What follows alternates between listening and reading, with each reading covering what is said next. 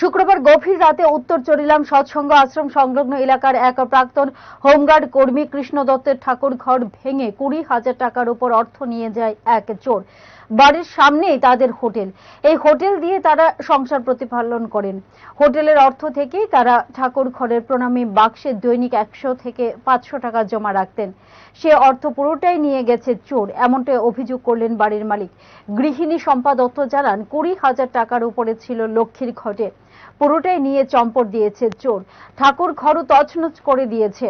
তারা সকালে বিশালগড় থানায় খবর দিলে পুলিশ এসে ঘটনার সরেজমিনে প্রত্যক্ষ করে গেছে। ওই বাড়ির মালিক একজনকে সন্দেহ করে পুলিশের কাছে মৌখিক অভিযোগ জানিয়েছেন। পুলিশ ওই ব্যক্তির বাড়িতে গিয়ে খোঁজাখুঁজি করেছে, যদিও পুলিশের উপস্থিতি টের পেয়ে ওই ব্যক্তি পালিয়ে যায় বাড়ি থেকে। স্থানীয়রা পুলিশি টহল বাড়ানোর জোরালো দাবি তুলেছে। ঠাকুর ঘরে চুরি হয়েছে, আমি তো দোকানে, এবার তো অসুস্থ, এবারে খাওয়া পানি এবার উঠতে পারে না, উঠতে দিলে দরজাটা খুলছে, খুললে ধরে এবার চেক করছে যে এবার ঘুমাইছে কি না ঘুমাইছে। এবার তো আমার ডাক দিছে যে ঘুমা তুমি ঘরে আইছো না, আমি কই না, আমি তো আইছি না। আয়া দিই এই দরজাটা খোলা, ঠাকুর ঘরের দরজাটা খোলা, ঠাকুর ঘরের দরজাটা খুললে দিই লক্ষ্মীর ঘরটা ওই দিকের থেকে ওই দিকে আয়া রয়েছে।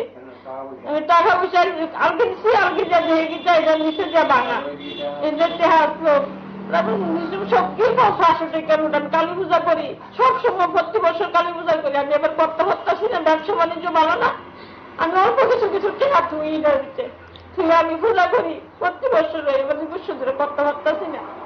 এবার খাওয়াটা বাইরে অনেক টাকা খরচ হয়েছে। গিল ব্যাংকে নিয়েছে, একটু গিলের দরজাটা টান দিয়ে করে খুলে লাগছে, গিল বাঁচছে না। থানাতে খবর তো শুনি। হ্যাঁ, ওখানে দিয়েছি, ওখানে আইব। কত হাজার টাকা ওই আনুমানিক আসলো ব্যাংকের মধ্যে? আমি 1 বছর ধরে টাকা দিতেছি, প্রতি বৃহস্পতিবার আমি তুইতাছি, আবার এমনিও তুইতাছি।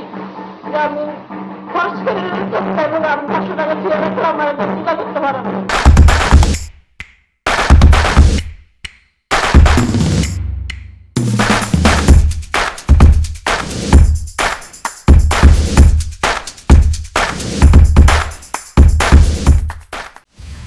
সাবস্ক্রাইব ও ফলো করুন হেডলাইন্স ত্রিপুরা ন্যাশনাল।